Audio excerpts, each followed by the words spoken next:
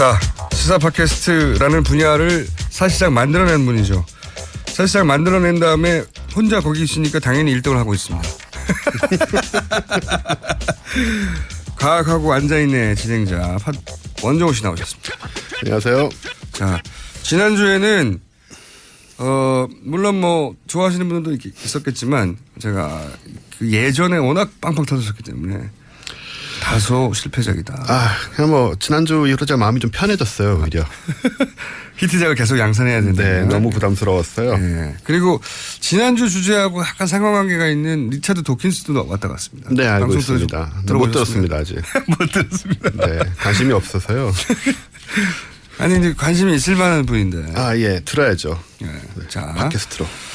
리차드 도킨스가 끝나고 나서 돌아가면서 제가 이제 만날 때 그랬거든요. 당신이 세계적으로는 유명하지만 한국에서 내가 더 유명해. 이렇게 딱 얘기하고 시작했거든요. 인터뷰를. 네.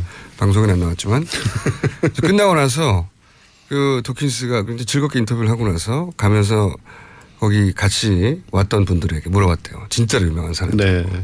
저 사람 뭐냐고. 살짝 경쟁심이 느껴졌나 보죠? 아니면 저런 외모로 어떻게 뭐 이런 거겠죠? 자, 오늘은 뭡니까?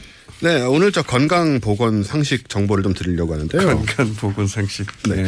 왜 지난주에 화제가 되었던 질병이 있습니다. 그 연병이라고요. 장티부스. 네. 네. 장티부스. 그 유명한 최모 씨가 이 병에 걸린 것이 아니냐는 의혹이 현장에서 강하게 제기된 바 있지 않습니까? 그래서 오늘은 이 1군 법정 전염병인 연병의 뜻과 특성 그리고 예방과 치료에 대해서 자세히 알아보는 시간을 갖도록 하겠습니다. 알아야죠. 이게 그럼요. 굉장히 심각한 질병이거든요. 네. 제가 알기로는 고통이 굉장히 심하다고 해요. 예, 굉장히 위험하고 어려운 병이었고요. 근데 물론 이 말이 좀 욕처럼 사용된다고도 하는데 저는 들어본 적은 없고요.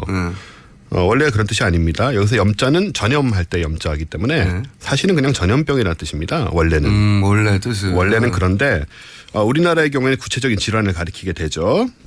우리나라에서 전염병은 크게 6가지 군으로 분류가 됩니다. 그러면 이 어원에 맞춰서 그 의미를 풀자면 전염병 하네 이런 얘기예요? 그렇습니다. 전염병에 걸렸네. 전염병을 앓고 있네. 네. 이런 뜻이 되는데요. 그래서 걱정의 이제 의미네요. 네. 또는 경고 다른 사람들에게. 그렇습니다. 이 사람이 전염병에 걸렸어. 뭐 이런 거잖아요. 예, 그 부분에 대해서 제가 또 설명을 좀 드리고요. 피해라. 뭐 이런 뜻인데. 그렇습니다. 바로 그거죠. 1군 전염병이 가장 전염이 빠르고 사회적 파급력이 큰 경우입니다. 이게 이제 콜레라, A형 간염, 세균성 이질 그리고 오늘의 주제인 이 연병이 포함이 되는데요. 말씀하신 대로 외래어로는 장티푸스라고 하죠. 장티푸스. 뭐 많이 들어본 이름이다 하실 텐데, 근데 이 이름을 장티푸스를 한 단어라고 생각하시는 분들이 많아요. 한 단어가 아니에요? 한 단어가 아니고요. 장티푸스입니다. 장에 티푸스가 걸렸다는 네, 거구나. 정확하게 말하면 위장인데, 네. 그러니까 위장에 걸리는 티푸스라는 뜻인데, 티푸스라는 말은 그리스어로 혼란스러운이란 뜻이에요. 혼란스러운. 왜냐하면 이 병에 걸리면은 환자가 정신 상태가 굉장히 좀 혼미해지거든요. 그렇군요. 실제로 그렇습니다. 네. 안 걸려봐가지고 뭐 열이 굉장히 올라가나 보죠. 예, 그래가지고 혼미해져서 붙은 이름이고요. 그래서 이제 한자어하고 이제 서양 말이 뒤섞인 뭐 돈가스 같은 그런 식의 단어라고 생각하시면 되고요. 이 병을 일으키는 원인균은 살모넬라균. 네. 장이 한자고 티푸스가 이제 그리스어죠. 그래서 결합된. 네네. 이게 전 장티푸스라고 하는 그 외국에서 만들어낸 그런 것 같잖아요. 네, 뭐 병명인 줄 알았어요. 장 아니구나. 프랑스어 같기도 하고. 네. 아닙니다. 장 프랑스. 장이 걸린 질병인가? 그렇죠. 네. 이 살모넬라 균에 감염이 되는데요. 네. 살모넬라 중에 한 종류의 살모넬라 타이피균이라는 게 있어요. 타이피. 네. 근데 이 주 감염 경로가 네. 환자나 보균자의 대변이나 소변에 오염된 물질을 먹었을 때입니다. 그거를 먹기는 쉽지 않은데 그걸. 이렇게 우연히 섭취가 되던가 뭐 오염된 뭐 경우가 이렇게 생기죠. 예. 네. 그래서 일단 연병에 감염이 된 경우에는 불결한 생활이나 좀 이상한 생활을 하고 있는 게 아닌가 의심해 봄직하죠. 증상은 일단 고열, 두통, 구토 등이 일어나고요. 서강대학교 보건실의 자료에 따르면 심한 경우에는 건드려도 반응이 없거나 정신없이 허공을 쳐다보고 또 헛소리를 하는 경우가 있다고 해요. 실제로 이렇게 돼 있습니다. 헛소리. 네. 허공을 쳐다보는 거는 그러니까 정신이 좀 나가는 상태. 멍한 상태가 되고 너무 되고. 발열이 심하고 그러다 그렇죠. 보니까. 그런 다음에 이제 헛소리를 하는 경우가 있는데 그래서 지난번 그 최 씨의 경우에는 그 헛소리 부분이 바로 강한 의혹의 근거가 되지 않았나 추정할 수 있죠. 그리고 이제 그 허공 부분도 적용 가능합니다. 이게 묵비권을 행사했다니까 묵비권을 행사하면 할 수 있는 게 허공을 쳐다보는 거. 그렇죠. 아하. 네, 의학적으로 다 설명이 되는 부분이고요. 네, 설명이 되네요. 막 설득되려고 하고 있어요. 네, 말씀하신 대로 이제 전염성이 언제 심하기 때문에 환자로 의심되는 사람은 즉시 그 사실을 큰 소리로 주위에 알려야 되는 것이죠. 그런 일을 이제 또 하신 분이 계시지 않습니까? 네. 그러니까 이 처음에 이 말이 유통되고 사람들한테 네. 굳어지게 됐을 그 유래를 찾아보면 저 사람이 그때 당시에는 전염병에 걸리면 큰일 나는 거니까요. 네. 사망 치사율이 굉장히 높았으니까. 그렇죠. 저 사람이 전염병에 걸렸다라고 외쳐서 나머지들에게 그 근처에 가지 마라. 주의하라고 하는 경고성 구호였네요, 진짜. 그렇습니다. 네. 그래서 우리가 모든 걸 이렇게 과학적으로 좀 봐야 되는 거고요. 네. 또 합병증으로 특이한 부분은 간이 커지는 증세가 있습니다. 간하고 비장이 이렇게 확대가 되기 때문에 아무래도 거기에 따른 어떤 변화들이 생길 수 있고요. 아프겠네요. 굉장히 아프다고 해요. 네. 그렇죠. 커지면 안 되는 게 커졌으니까 아프겠네요. 참 걱정됩니다. 그 역사적으로는 1960, 70년대 이른바 개발 독재 시기하고 유행 시기가 겹칩니다. 우리나라에서. 이때는 한 해에 수천 명씩 감염이 됐고 치사율이 꽤 높아서 치료를 잘 하지 않으면은 25%에 달했다고 해요. 그러니까 4명 중에 1명이 죽은 거죠. 1960년대, 70년대. 70년대에도 이미 아직도 25%에 대한 치사율. 네네. 굉장히 위험한 병이라 다 이렇게 그 격리를 했었고요. 역사적으로 삼국 사기에서부터 기록이 남아 있고 조선시대 중종 19년인 1524년에 대유행을 했다고 중종실록에도 남아 있습니다. 연명이. 네. 이 병 경우에 보시다시피 요즘도 환자가 생기고 있고요. 이제 예방과 치료에 대해서 알아봐야 될 텐데요. 예방과 치료에 중요하죠. 역시 서강대학교 보건실의 자료에 의하면 일단 생활 환경을 청결하게 하는 것이 무척 중요합니다. 아까도 말씀드렸다시피 분뇨에 의해 전염이 되기 때문인데요. 요즘은 근데 과거처럼 수세식도 아니고 네.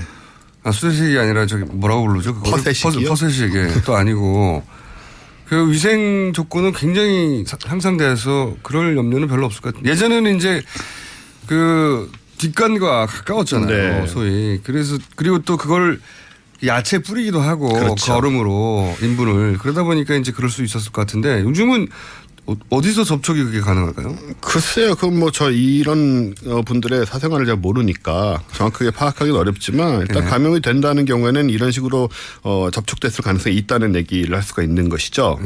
그리고 감염이 되면 항생제 치료를 하는데 환자나 보균자는 강제적으로 격리를 해야 되고요. 그거는 이미 이루어진 것 같고요. 네. 또 주변을 깨끗이 철저하게 소독 내지 소각해야 합니다. 그리고 만성 보균자의 발견 처치가 아주 중요한데 이번 최모 씨의 경우에는 활발한 그 활동 기간이 아까 말씀하신 국내 대유행기 1970년대와 겹치기 때문에 그때부터 만성 보균자가 되었을 가능성이 있죠. 네. 그러네요. 그래서 예방 접종을 맞아야 되느냐 이런 생각을 하게 되는데 그러면 그때 그 고함을 지른 미영원 네. 그 아주머니는 그런 의학 지식을 다 갖추고 사실은 충분히 그럴 수 있습니다. 어떤 인류애라고 할까요? 경각심을 주변 사람들에게 특히 근무하시는 분들도 그렇고 기자들에게 조심해라 이런 거 아니에요? 그렇죠. 네. 네. 그래서 제가 그 부분을 제가 좀 밝혀드리기 위해서 오늘 얘기를 드리는 거고요. 예방접종을 우리가 어릴 때 맞았는데 지금 일반인은 필요 없고 고위험인 군인 경우에 접종을 합니다. 근데 어떤 사람들이 고위험군이냐면 보균자와 밀접하게 접촉하는 사람, 그러니까 가족이 대표적이죠. 그러니까 지금 경우에는 이분 가족이 덴마크에 있지 않습니까? 그래서 이분도 사실 보균 상태일 수가 있습니다. 주사 맞아야 된다. 그래서 빨리 현지 보건 당국이 역학 검사를 해서 덴마크 검찰에 알려주시면 될 것 같아요. 네, 보균 및 발병 여부를 확인하고 치료를 위해서 국내 송환을 하는 것이 필요하지 않나 그런 결의를 드리고요.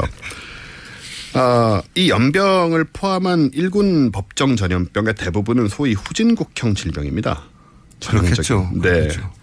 당연히. 그래서 이제 깨끗하고 아까 말씀 지적하셨지만 깨끗하고 시스템이 갑자기 생각나는 게 대통령이 변기를 그래서 그렇게 교체하려고 그랬을까요? 이 질병에 대한 정보가 있었던 거야. 그럴 수 있죠. 가까운 사람이 굉장히 보호자이고. 갑자기 이해가 가네요. 네. 그렇다면 저는 대통령 편입니다. 건강을 위해서니까. 네. 네. 이 질병에 대한 심각성을 가장 가까이서 봐왔기 때문에 그렇죠. 예. 경기에 그렇게 집착한 게 아닐까. 갑자기 이해가 가려고 그러네요.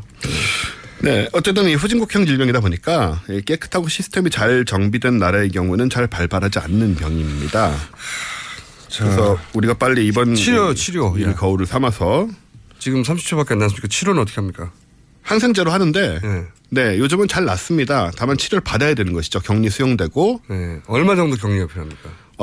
복균이 오래된 경우에는 2년 동안 관찰을 해야 되고요. 관찰을 2년. 네. 이런 경우에는 지금 좀 지적이 된 만큼 우리 보건당국에서 좀 확실하게 좀 지금 처치를 해야 된다. 그러면 그 구치소에 있는 것은 굉장히 인본주의적인 처사네요. 네, 독방에 있어야 되고요. 네. 또 화장실 같은 거를 다 다른 사람하고 따로 써야 되기 때문에 예, 독방에 이렇게 격리되는 것이 본인을 위해서나 이제 나를 여기까지 하죠 그냥. 네. 알겠습니다. 지금까지 원정호 씨였습니다.